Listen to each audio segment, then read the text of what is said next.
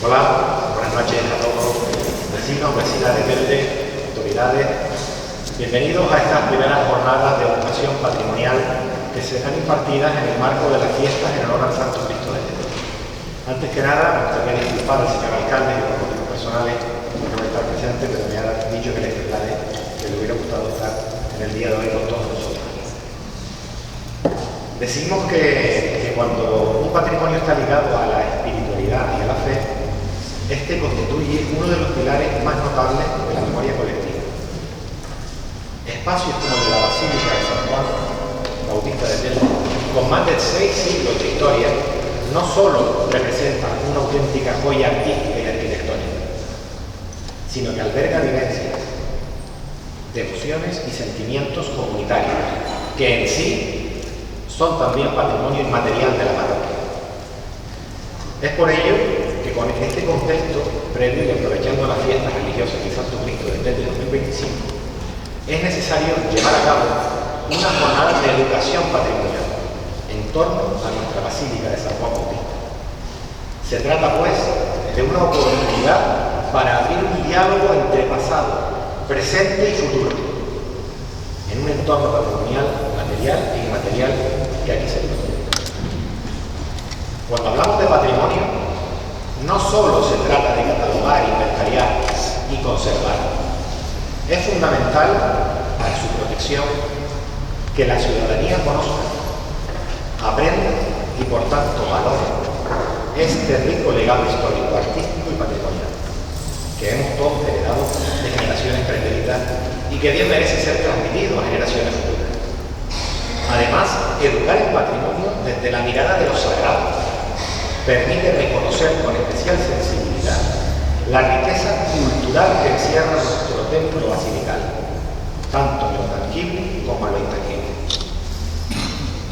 En definitiva, en estas primeras jornadas patrimoniales buscamos despertar, tanto entre la feligresía como entre la ciudadanía que nos visita, un mayor conocimiento, sensibilización y respeto hacia un patrimonio que no solo se contempla, sino que se debe vivir, cuidar y saber legar con responsabilidad.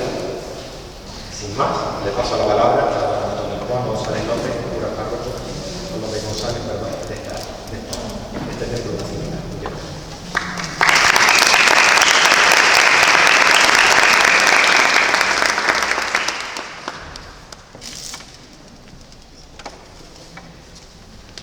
Muchas gracias también al excelentísimo Ayuntamiento, a las diversas consejerías, especialmente a la Consejería de Cultura y Patrimonio también, pues también expresando al llegar el recuerdo a Juan Martel y su recuperación continua también. Me toca a mí presentar hoy a Echedei Basso Falcón, que nace en la ciudad de Telde en el año 1986 y cursa sus primeros estudios en el Colegio Público Poeta Fernando González. La enseñanza secundaria y bachillerato la lleva a cabo en el entonces recién creado IES Arnao, hoy Juan Pulido Castro, y de ahí inicia sus estudios universitarios en la Facultad de Geografía e Historia de la Universidad de Las Palmas de Gran Canaria. Como formación complementaria posee un máster en Gestión del Patrimonio y otro en Protocolo y Habilidades de Comunicación. Durante 6 años formó parte de la cercana Casa Museo León y Castillo como responsable del Departamento Didáctico y coordinador de los recorridos histórico-artísticos por la zona fundacional de nuestra ciudad. Años más tarde y desde el pasado año 2018 ingresa en el cuerpo de profesorado de educación secundaria y bachillerato como funcionario de carrera, desempeñando su labor docente en el IES José Arencibia Gil. Actualmente y desde hace 3 años es el responsable del área de Patrimonio Natural, Social y Cultural Canario de la Consejería de Educación del Gobierno de Canarias.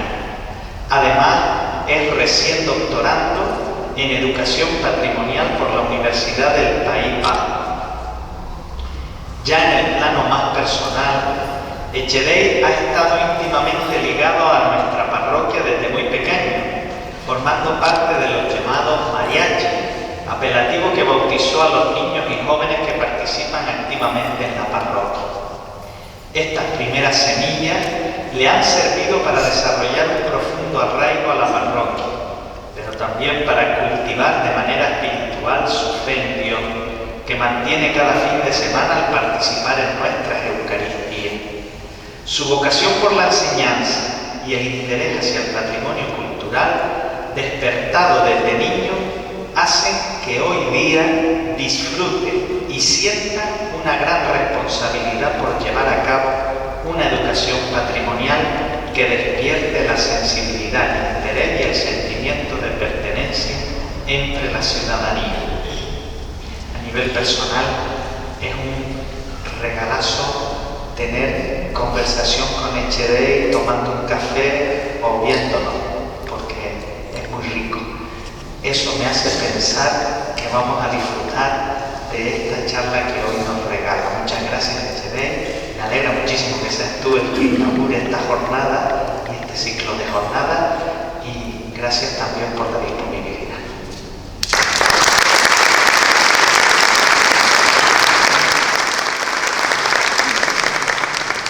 Muy buenas noches a todos y a todas.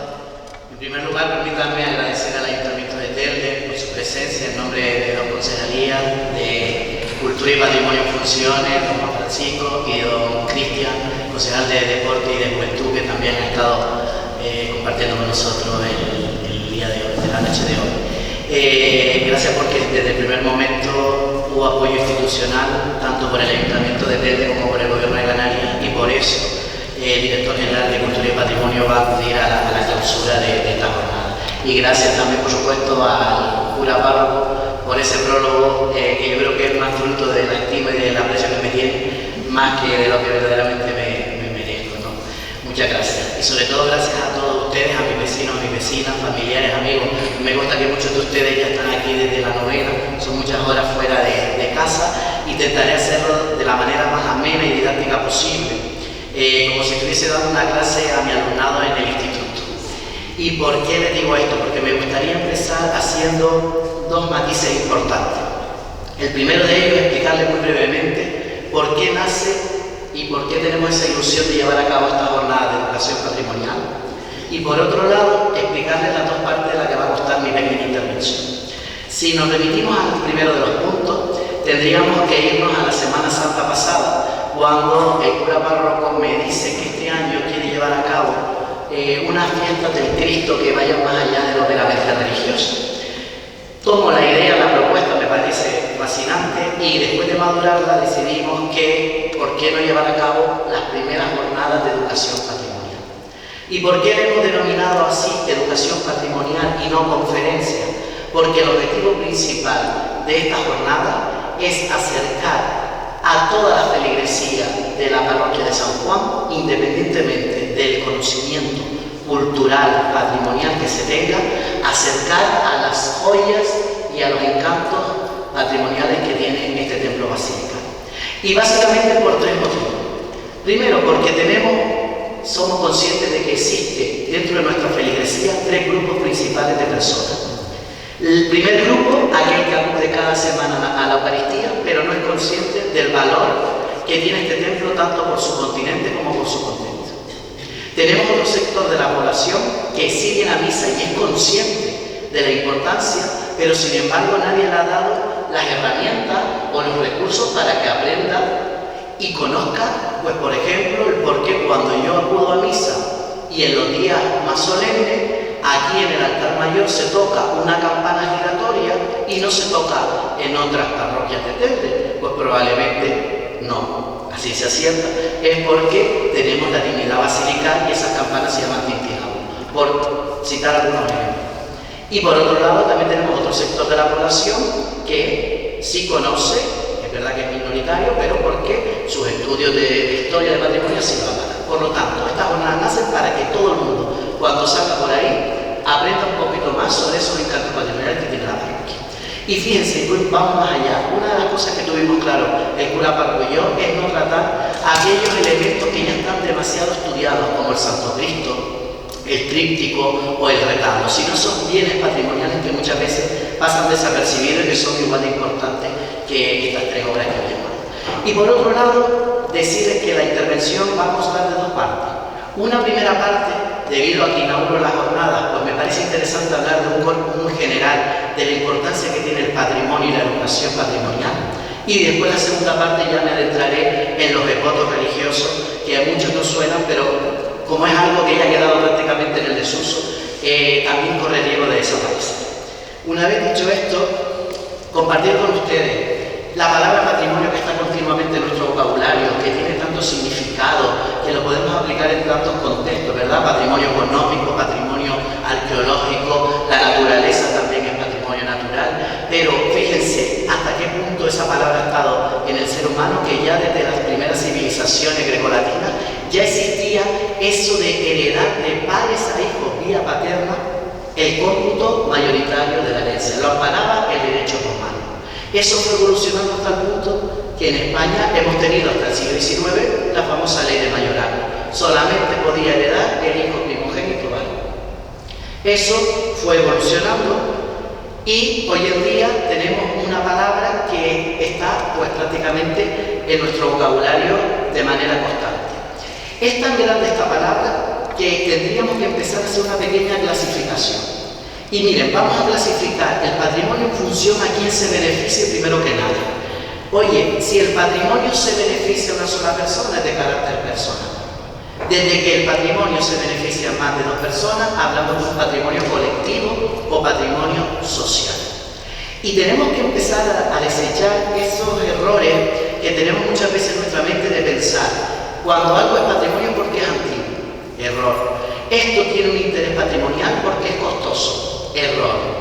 Yo puedo tener un bien patrimonial y ustedes de carácter personal, teniendo y guardando como una joya en su casa una carta de su padre cuando fue a la guerra civil. Porque el valor a los bienes se les da a cada uno de ustedes, de los que están presentes. Y para mí puede ser una bobería la carta y para otra persona no.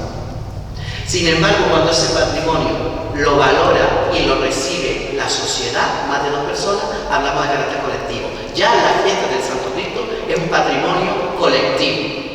Todos los tendenses sabemos que del 2 al 22 de septiembre no nos vamos de vacaciones, tenemos que estar aquí participando de la fiesta del Santo Cristo. ¿Qué pasa con ese patrimonio si yo lo puedo tocar? Pues hablamos del patrimonio tangible, todo aquel que yo pueda palpar. Pero cuando ese patrimonio tangible yo puedo trasladarlo de un lugar a otro, hablamos de patrimonio mueble. Sin embargo, el otro patrimonio que yo lo toco, pero no lo puedo trasladar por sus dimensiones, por su fragilidad, por su tamaño, tenemos que hablar de patrimonio inmueble. Por eso los patrimonios inmuebles normalmente o siempre están asociados a los espacios naturales, arqueológicos o incluso el propio edificio como tal. Bien, ejemplos de bienes muebles en la parroquia tenemos muchísimos. He puesto aquí pues tres joyitas. La primera, ese tríptico que pasa muchas veces desapercibido y que está en la capilla de los Dolores, un tríptico que es motivo de estudio en muchas facultades de Bellas Artes y de Historia del Arte de España, ¿vale? Traído aquí a Telde por uno de los conquistadores, Cristóbal García del Castillo. Tenemos la imagen del Santo Cristo, pero sobre todo tenemos un archivo parroquial que es, ya lo dijo Pedro Hernández Benítez, quien fuese cronista oficial, ¿verdad? Y cura sacerdote de aquí, que es el Simancas de Canarias. Tenemos partidas bautismales desde 1503, los primeros prehispánicos de Telde que fueron bautizados, cristianizados aquí en la parroquia de San Juan, que vinieron de Tara, de Cedro, de Caserones, y los bautizaron en la desaparecida Pila Verde, que hoy en día los barseguilleros disfrutan de ella y tienen una joya patrimonial fundamental porque, sobre todo, como antes precisamente no había conciencia patrimonial, se la regalamos por 2 duros y hoy en día tienen ellos una joya patrimonial. Nosotros tenemos una pila de mármol de Carrara que no está mal, pero no es nada, ¿no? Ejemplo de bienes inmuebles tenemos también muchísimos. La propia fachada gótico-mudéjar, que es el máximo exponente del gótico en Canarias. La propia capilla bautismal, que está ahora mismo sufriendo un proceso de restauración con frescos del propio pintor Jesús González Arencilla, no confundirlo con Arencilla aquí, ¿verdad? Y luego las torres neogóticas. Las torres neogóticas hoy en día, para la generación que estamos aquí, la vemos como algo normal, natural. Pero imagínense el impacto visual que tuvo que ser eso a finales del siglo XIX, principios del XX, cuando se decide derribar unas torres que estaban desde la época de la conquista para crear unas torres que en aquel momento eran modernas, neogóticas. Era como decir hoy en día poner un mamotreto modernista. Y hoy en día no pasa nada. La ciudad es dinámica, es cambiante y la arquitectura también. Pero ¿qué pasa con ese patrimonio que no lo podemos palpar, que no lo podemos tocar? Hablamos del patrimonio intangible, pero sí lo puedo sentir. Lo puedo sentir a través de las emociones cuando estoy viviendo una fiesta que he heredado de mis antepasados, a través del olor, a través de la gastronomía, a través de un oficio. Por lo tanto, este patrimonio es el más sensible, el que hay que cuidar aún más, porque la piedra se puede conservar mejor, pero el boca a boca puede desencadenar que ese patrimonio oral vaya tergiversándose y cambiando. Importante. Dos ejemplos que vivimos nosotros cada año. La subida y bajada del Santo Cristo ya forma parte del patrimonio material de nuestra basílica. Y he puesto esta imagen del Señor del Huerto por citar una procesión más de las tantas. En definitiva, una catequesis que se hace fuera del templo. Y como se decía antes, pues Corpus en las Palmas, Semana Santa entera. Habrá que recuperar también ese antiguo refrán, ¿no? Entonces, ¿qué entendemos por patrimonio cultural en líneas generales? Miren, es o son los bienes que heredamos del pasado, pero que lo disfrutamos actualmente en el presente y que precisamente tenemos la responsabilidad de heredarlo en buenas condiciones a las generaciones venideras. Porque gracias a que nuestros antepasados pudieron conservar el patrimonio, hoy en día lo estamos disfrutando nosotros. Por lo tanto, no vamos a ser egoístas y nosotros también tenemos un objetivo importante, que es el de conservar y divulgar. ¿Qué pasa cuando ese elemento patrimonial detrás de sí o detrás de él no lleva una educación? No hay un proceso de enseñanza y aprendizaje, que las personas, pues por desconocimiento no se le da el valor. Y si no se le da el valor, no lo voy a valorar. Y si no lo valoro, no lo conservo. Y si no lo conservo, pues tampoco me sale el divulgar. Por lo tanto, educar para no cometer errores en materia de patrimonio, porque son errores irreversibles. Al igual que nosotros no podemos querer o amar a nadie si previamente no la vamos conociendo, tratando, algo así pasa con el patrimonio. Para yo tener un vínculo y una seña de identidad de ese patrimonio, yo tengo primero que aprender a conocerlo. Tengo que respetarlo, y cuando ya yo sé el valor que tiene ese elemento patrimonial, entonces yo lo pongo en valor, lo sensibilizo y lo más importante, lo cuido, lo protejo, lo disfruto, porque nosotros cada vez que venimos al templo basilical también tenemos que disfrutar de eso, porque todos somos iglesia y esto no es un patrimonio de la iglesia es de todos los que estamos bautizados, por lo tanto para el uso y disfrute de todos también. Hasta aquí la primera parte, que espero que haya reflejado un poco un cuerpo general de lo que para mí me parecen las pinceladas más importantes en materia de patrimonio. Y ahora ya sí me adentro en la parte central de mi exposición, que es en referencia a los llamados devotos. ¿Por qué seleccionar esta temática? Pues porque yo desde pequeño, cuando estaba aquí de monaguillo y estaba con Ángel Sacristán, pues todo el día a la iglesia, me llamaba poderosamente la atención como cuando abríamos la sacristía de la capilla del Santísimo, detrás del retablo, de arriba abajo, a lo que para un niño eran huesos, pero obviamente eran huesos la forma, pero eran velas, cera, ¿no?, que se ofrecía para lo que a continuación explicaré, ¿no? Entonces eso después, con el paso de los años y gracias a los estudios, digo, bueno, pues vamos a instalar por aquí porque es una línea de investigación que está poco estudiada, poco divulgada, ¿no? Y por otro lado, precisamente haciendo justicia a eso que decía al principio, vamos a estudiar algo que no esté demasiado viciado. Una vez dicho esto, todos usamos la palabra voto. Voy a votar, esta persona renovó los votos matrimoniales, significa que renovaron las promesas, ¿no? Cuando una persona ingresa en un monasterio a una orden, toma los votos de castidad por esa obediencia, pero ya la palabra voto es algo que ya quizás se nos escapa un poco. ¿Qué son los devotos?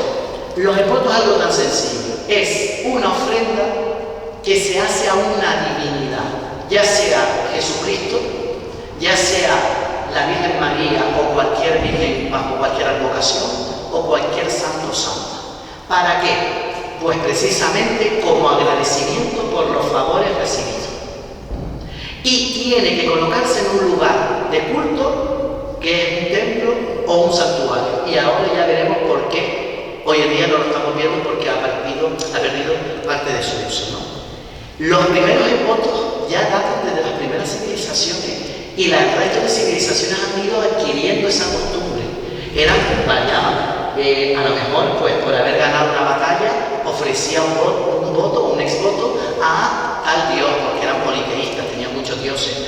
O bien porque me salvé de un conflicto, de una guerra, y gracias a tal dios no perdí la extremidad. La ofrecía como culto, como agradecimiento. Eso fue evolucionando hasta que la Iglesia Católica, concretamente en torno al siglo XV, y desde Roma, que es la cuna del cristianismo, dice: vamos a popularizar esto como testimonio de fe. Y los devotos van a empezar a ubicarse en los templos cristianos, en los templos católicos. ¿Por qué? Porque la persona ofrecía ese exvoto, pero la Iglesia, obviamente, del momento tenemos que ubicarnos en el contexto histórico del pensamiento de la Iglesia, que ha evolucionado mucho, le interesaba también, porque era una forma de catalizar, era una forma de hacer publicidad o propaganda para que la cristiandad cada vez fuese su fe mucho más fuerte y más sólida. Por lo tanto, un exvoto nunca se regalaba para guardarse, sino para exponerse públicamente. Y esto es muy interesante. Los exvotos hay dos maneras de hacerlo. La mayoría de la gente, hoy en día, en el siglo XXI, hacemos exvotos post factum. Eso quiere decir después. Santo Cristo de Telde, si tú me concedes esto que yo te estoy pidiendo, voy al supermercado y hago una compra y la dono a Caritas. Eso es un exvoto ex profeso. Pero después también está otra manera de hacer el exvoto, que particularmente creo que me agrada más y a los de Dios también: el propiciatorio. Me voy a adelantar y voy a hacer yo mi sacrificio y mi ofrenda, y si está en manos de Dios concedérmelo, bienvenidos, porque si no se puede convertir en un chantaje. Entonces yo creo que el exvoto más bonito sería adelantarme como ofrenda. Voy caminando al pino primero, y si está en tus manos, ojalá que se me conceda lo que yo quiero. Y esos exvotos, ¿cómo los podemos clasificar? Pues miren, si el exvoto lo conseguimos porque es de título personal, privado, perfecto. Yo le pido a tal santa que me cure esta enfermedad y esto queda entre nosotros. Pero ¿qué pasa cuando una población la pide encarecidamente esa rogativa y se cumple? ¿Qué luego hay que cumplirla? Pasa, por ejemplo, como Santa María de Guía, la festividad de las Marías. ¿Por qué sale la Virgen y cuando sale se tocan los bucios, las chácaras, y como exvoto de agradecimiento porque las plagas de cigarrones mermaron cuando se invocó a la Virgen? Es una manera de hacer un exvoto social o colectivo. Y a partir de ahora voy a ir explicándoles algunos modelos de exvotos que han estado tradicionalmente en todas las parroquias de Europa e incluso de América. Van a ir variando en función de la temática y ya verán ustedes cómo son muy curiosas. El primer tipo de exvotos son los exvotos narrativos. A través de una pintura o simplemente a través de un texto, yo narro el favor que yo recibí. Tenemos ejemplos maravillosos. Como en la parte inferior ya dice en 1715 que se salvó de una tempestad, la cantidad de migración que había en aquella época, ¿verdad? Pues era muy común los navegantes y los marineros que por salvarse de una tempestad, de un diluvio, oye, cuando yo llegue a tierra sano y salvo, le ofrezco un exvoto a... Otro ejemplo tenemos pues, por cualquier enfermedad. En este caso lo que nos está diciendo la narrativa es que gracias a la misericordia de tal Cristo empezó a vomitar sangre gracias a que se encomendó a la vocación de, pues nada. Otro tipo de voto, tenemos el voto pictórico. Yo a través de una imagen o de un cuadro voy a reflejar el milagro acontecido. Solamente viendo la imagen, cuánta mortalidad infantil había en épocas pretéritas. Hoy en día ya es muy difícil, gracias a Dios, ver una caja blanca, pero antes era muy común. Entonces, ya solamente con la imagen de la izquierda nos está invitando a pensar, ¿verdad?, que la Virgen intercedió para que ese niño se salvase de él. Y otro ejemplo tenemos en la imagen de la derecha, como ya una persona en el lecho de muerte probablemente invocó y se salvó de tal enfermedad. Era muy común esto. ¿Qué pasa con los devotos marineros? Los devotos marineros, aquí en San Juan no los llegamos a tener, porque no tengo constancia, pero por ejemplo sí en San Gregorio. Desgraciadamente tampoco es tan visible. Saben ustedes que los devotos marineros o la vocación de la Virgen del Carmen relacionada con los marineros es prácticamente del siglo XVIII para la actualidad. El santo por excelencia a quien se le encomendaba era San Telmo, patrón de los marineros, ¿verdad? Si vamos a la iglesia de San Telmo vemos los barcos, los devotos descolgados de la techumbre en Triana, y en San Gregorio a los pies de la Virgen del Buen Suceso, que era la copatrona del templo, o es. Y no había todavía la vocación de la Virgen del Carmen Fuerte, también se le ofrecían barcos a la Virgen del Buen Suceso, porque recuerden la importancia de la calle Los Marinos hoy en día, María Encarnación Navarro, cómo estaban concentrados en esa calle, ¿verdad? Aquí tenemos otro modelo de exvotos de carácter personal. Ya estos son de todo un poco: muletas, llaves, apuntes, pelo, o sea, de todo. Se ofrecía como agradecimiento. ¿Como agradecimiento de qué forma? Ya no me hace falta esta prótesis, esta muleta, se la entrego a tal santo. Ya no me hace falta esta capa porque me operaron, se la entrego. Y otro de los ejemplos muy característicos, muy común en los devotos personales, era la donación de pelo. No le va a importar que lo diga porque confianza y sé que me tiene bastante cariño, pero todos conocemos a Nena Sosa Naranjo, vecina y feligresa de la parroquia, como ella me contaba que de niña pues le cortaron el pelo y gracias a eso se hizo la peluca de la Magdalena, por llamarse Magdalena. Eso era muy común, ¿verdad? Entonces, esto es un tipo de voto muy común y quizás más reciente. Los hábitos, importantísimo. Cada vez lo estamos viendo más como recuerdo en los grupos folclóricos, ¿verdad? En todo lo que se asocia al folclore. Aquí he cogido unas imágenes recientes, obviamente, pero que aluden a la vestimenta de finales del 19, principios del 20. Muy común hacer un exvoto al santo, a la santa o a la Virgen, según la vocación, si a mí me curaba de tal enfermedad, si mi niño se curaba de... Y es muy curioso porque la gente dice, por ejemplo, el hábito de Santa Rita no era así. No, es que las personas se vestían con el hábito en función a cómo estuviese vestida la santa en tu parroquia. Y si en tu parroquia Santa Rita tenía una pechera blanca, lo normal es que tú lo tomaras como ejemplo y te vistieras con el hábito de Santa Rita, traje negro, cordón amarillo, ¿verdad? Y pechera blanca. Pero a lo mejor puede variar. O el Cristo Nazareno o lo que sea. Bueno, ahora por ejemplo también aprovecho la confianza, como está entre nosotros Carmelo Almeida, que de niño he visto fotografías que también la madre hizo promesa y lo vistieron con el hábito franciscano de San Antonio, o algo así, de San Antonio, San Francisco, y el niño vestido como si fuese un fraile. Ahora, los hábitos había que respetarlos. Da igual si fuese una festividad, da igual si tuviese un luto, el hábito equivalaba al luto, al cual. Y los hábitos fueron evolucionando hasta prácticamente pues desaparecer. Todavía vemos alguna persona, ¿verdad?, en alguna procesión o por ahí, que viste con el hábito adaptado al siglo XXI. Y me voy a detener en el exvoto que más protagonismo tuvo aquí en San Juan, los dolentes, es decir, el relacionado con todas las enfermedades y dolencias que puede tener una persona. Estos exvotos podían ser de carácter industrial, que son los que son más hechos en madera, y sobre todo los que tenemos aquí en San Juan, que son los elaborados en cera. Y miren, esto es algo extraordinario.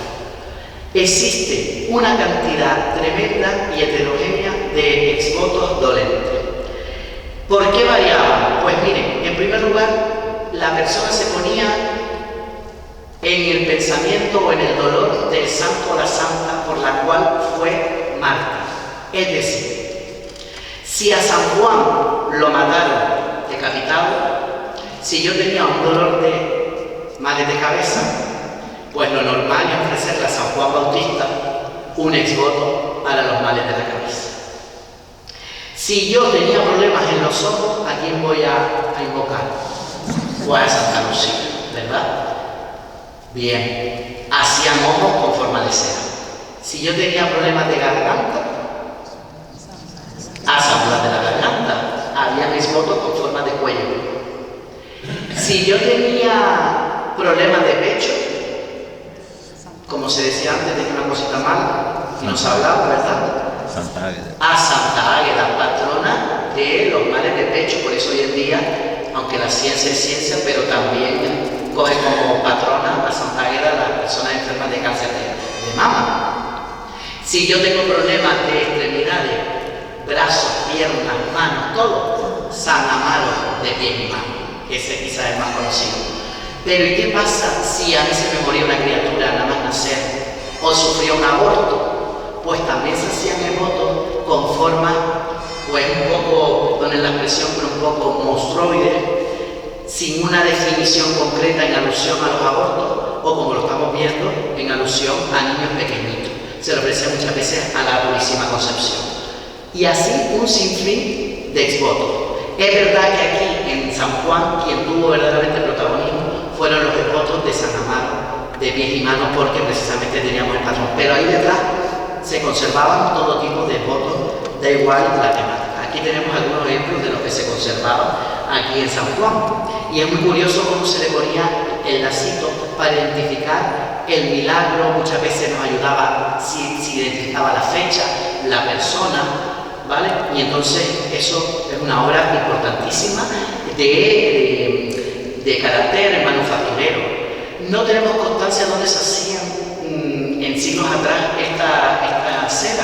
Lo lógico es que estuviese próximo a la gente que practicaba la apicultura, entonces en medianías cumbre, pero sí que es verdad que el esvoto, cuanto menos sofisticado, más barato, y por lo tanto era ofrendado por personas con menos poder adquisitivo. Cuanto el esvoto fuese más caro, los había hasta de plata, que desgraciadamente aquí no llegaron, pues no se conservaron, pues mayor nivel socioeconómico de la persona que lo donaba.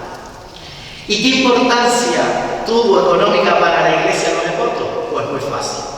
Era tanta la cantidad de votos de cera que se acumulaban en las parroquias que había que hacer un expurgo.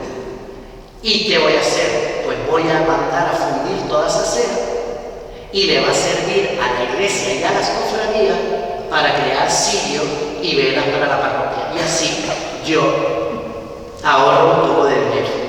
Por lo tanto, había un cierto riesgo porque hacer cirios antiguamente era algo costoso, verdaderamente.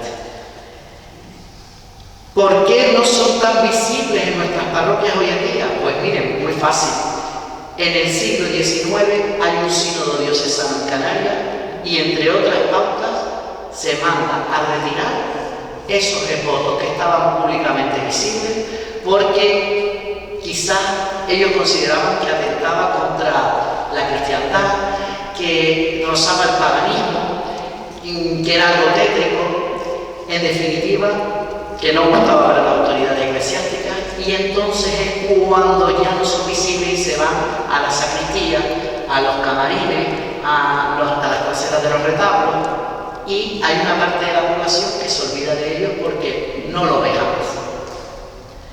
Pero sin embargo, nosotros aquí tenemos un lugar que ha sido un lugar exponente para la conservación de los devotos. Me refiero a esta capilla que tenemos aquí, que la acaban de iluminar, menos mal, ¿verdad? Que la Eucaristía estaba apagada y me estaba poniendo un poco nervioso, porque aparte de su belleza, esta capilla se construye en el siglo XVII bajo la vocación de quien preside, Nuestra Señora del Rosario, una de las cofradías más pujantes económicamente que tenía nuestra parroquia y asociada siempre a la orden dominica.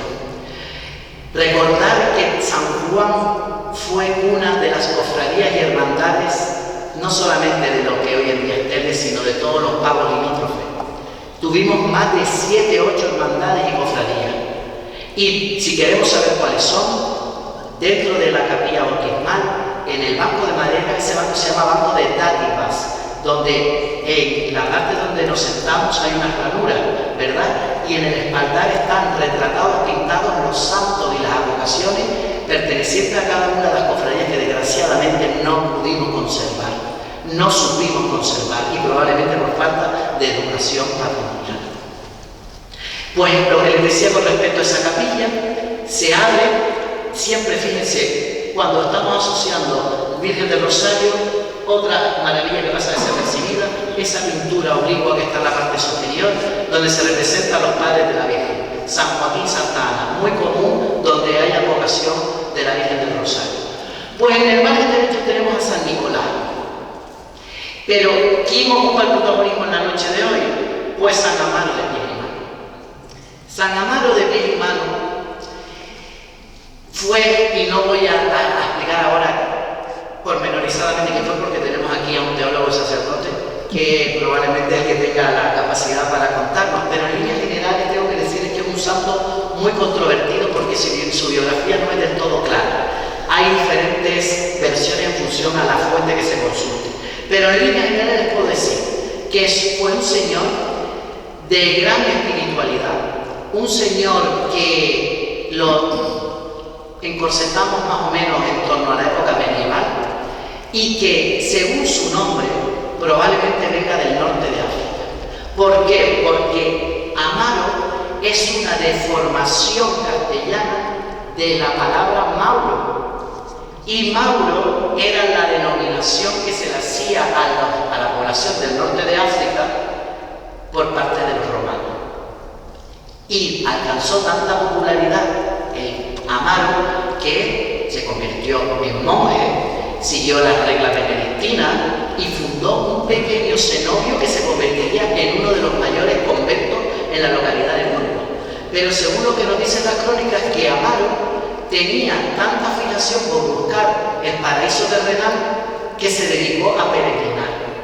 Y cuando fundó ya convento, monasterio en este caso, ¿no?, ayudaba a los peregrinos que pasaban por delante. Obviamente el paraíso terrenal de la época, ¿dónde estaba? En Santiago. Pues precisamente por esa dedicación con los peregrinos, ayudaba, como venían todos lisiados los pobres peregrinos, pues ya se quedó como el santo protector de los pies y de las manos, San Amaro de pies y manos. ¿Cómo llegó a Telde? Que es la segunda de las preguntas. No sabemos a ciencia cierta. Lo que sí sabemos es que llegaría a Telde en torno al siglo XVII-XVIII. ¿Quién lo trajo? Hay diferentes teorías, pero todo indica que la vocación de San Amaro nos lo traen los portugueses y gallegos que se asentaron en estas tierras a trabajar los ingenios azucareros. Es muy común en Galicia y en Portugal localidades que se venera a San Mauro, se le conoce como San Mauro, no San Amaro, ¿no? Incluso hay una localidad que se llama San Mauro, y esa vocación la traen probablemente estos maestros portugueses. Telde junto con Agaete fue cuna de ingenios azucareros, y por lo tanto es normal que traigan esa vocación. ¿Qué importancia tuvo? Pues ya lo dije anteriormente, tuvo hermandad, tuvo cofradía. Uno de los bancos hace alusión al propio San Amaro, y eso, si hay hermandad, es que hubo tirón, que hubo devoción, y que también manejaba dinero dentro de la parroquia. ¿Y qué características tiene o cómo se nos presenta San Amaro? Pues miren, a priori se trata de una imagen no de gran tamaño. Eso es muy común, la imaginería en esa época, precisamente como se trasladaba de un lugar a otro, en andas o en parihuelas, era muy común que los santos no tuviesen grandes tamaños para aligerar el peso. Pero se nos presenta con un hábito a priori de la orden benedictina, no sabemos porque está tapado de negro, con un báculo no como obispo sino como abad, las reglas de San Benito, y a mí lo que me llama poderosamente la atención es el color de la tez morena. Siempre a San Amaro se le representa con color oscuro, precisamente aludiendo a la procedencia de San Amaro, a la procedencia geográfica. No he conseguido saber por qué tiene mitra, porque no fue obispo, y abad sí fue, pero la imaginería en otras zonas de España y de Europa no se le representa con mitra. Esto tiene dos teorías: o la mitra alguien se la puso siglos pasados y luego, esta obviamente reciente. Fue una copia o una añadidura posterior, pero de la que siempre se tuvo, o bien que se puso posteriormente y que esta fue la primera. No lo sabemos a ciencia cierta, ¿vale? Pero lo lógico es que si no fue obispo, ese báculo no es de obispo, por lo tanto no tenemos que tener mitra. Sea como fuere, a mí lo que me llama poderosamente la atención y lo que quería compartir con ustedes es que, si se fijan, en esta parroquia y en otras tantas, hay tanta imaginería negra, usted pintada de negro. Esto, la explicación es la siguiente. Allá por el siglo XVII, XVIII, en la Iglesia Católica decide exacerbar a través del arte la catequesis. Y como anteriormente habíamos perdido tanta feligresía y tantos católicos con la reforma protestante de Lutero, una manera de exaltar nuestra religiosidad era crear todo barroco, ¿verdad? Todo demasiado decorado, rococó, dorado. Pero llegó un momento que como los estilos artísticos van cambiando, en el siglo XIX todo lo contrario. Vamos a aflojar esa riqueza porque no nos está dando una buena publicidad para la iglesia. Y por lo tanto no es conveniente exaltar tanta riqueza artística, siempre hablamos de lo artístico, ¿verdad? Y por eso en el siglo XIX con el romanticismo y el neoclasicismo vamos a poner betún y a tapar muchas de las imágenes para no presumir de tanto. Por eso tenemos, pues yo que sé, San Ignacio de Loyola en la capilla de San José, tenemos a San Martín de Porres, o Santo Tomás, todos estos santos pintados de negro, pues hacen alusión al motivo ese. Y después muchas veces en el siglo XX ya lo que pasaba era que como no había dinero para restaurar, pues vamos a pintar de negro y acabamos con los problemas, ¿no? Y de una forma mucho más rápida, más tajante, ¿no? Lo cierto es que, fíjense ustedes qué importancia ha tenido y tiene los devotos, que lo ampara el derecho canónico. Lo dice en el Concilio Vaticano II a partir del año 65, nos dice que los devotos deben ser recogidos y no solo para conservarlos, sino para custodiarlos. Pero es que además el derecho civil también nos está diciendo que el exvoto es una manera de patrimonio etnográfico y religioso y por lo tanto también debe conservarse. ¿Dónde y en qué estado se encuentran en la actualidad? Bueno, esto es un tema un poco controvertido, pero lo vamos a tratar de la mejor manera sin que haya ningún problema y vamos a darle la naturalidad que precisa. Cuando surge esta jornada, la idea mía principal, y era la que me hacía ilusión, era, no pasa nada, abrimos la capilla del Rosario y así todos los que están pueden observar los exvotos, cómo están pues expuestos de arriba abajo, fotografíen y puedan disfrutar del patrimonio que es de todo. Pero desgraciadamente los exvotos hoy en día no se conservan. Entonces, no se conservan. Solamente tenemos esta cabeza que Cristo Valido me la guardó como relicto de lo que el retablo en su momento supuso.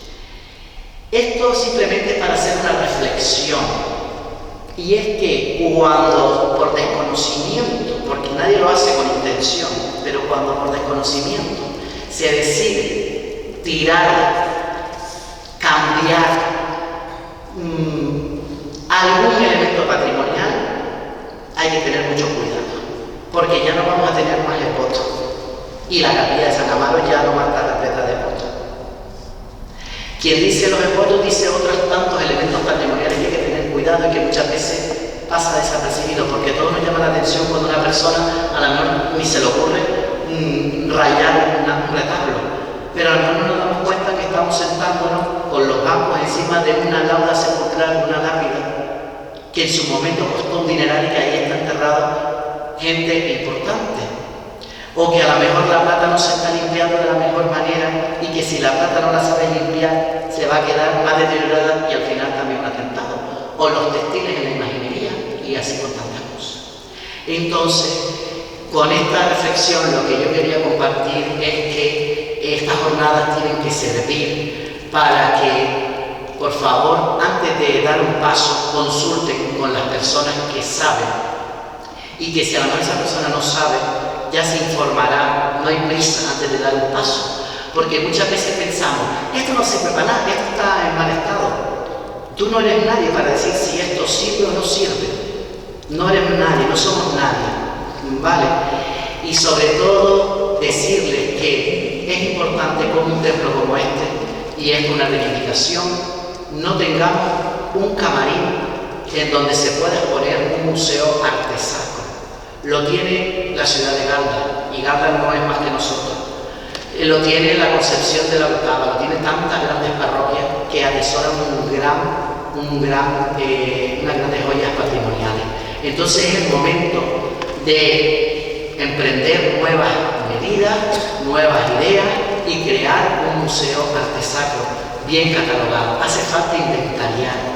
Tenemos una tesis doctoral de una tendencia que hizo Laura Calderín sobre los bienes muebles exclusivamente de la parroquia. Podemos aprovechar y aparte seguir engrandeciendo y catalogar todos esos bienes. ¿De qué fecha datan? ¿En qué estado se conservan? Todo eso, porque lo que no tenemos no lo valoramos, y lo que no valoramos pues no lo vamos a conservar, ¿no? Y como decía una profesora mía, de uno de los referentes en educación patrimonial, Olaya Frontal, decía siempre que el valor a los bienes se concede por elección, no se fuerza. Mi misión es, yo te enseño, y tú, si eres amante de ese bien patrimonial, y cada uno de nosotros estará el cautivarme o no, pero si detrás no hay un proceso de enseñanza y aprendizaje de ese bien patrimonial, difícilmente nosotros como ciudadanos y ciudadanas vamos a admirar y a valorar los bienes patrimoniales que tenemos. Pues con esto yo ya termino mi intervención. Agradezco enormemente, he querido ser lo más rápido posible.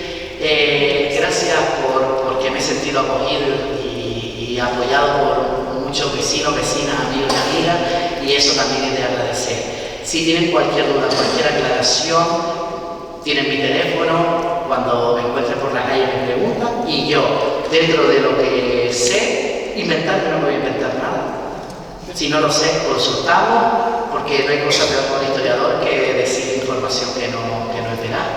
Y muchas gracias por todo. Les emplazo, por favor, a que mañana nos falten. Lorenzo Lima ahora mismo es el doctor en Historia del Arte más preparado y el mayor conocedor de arte religioso.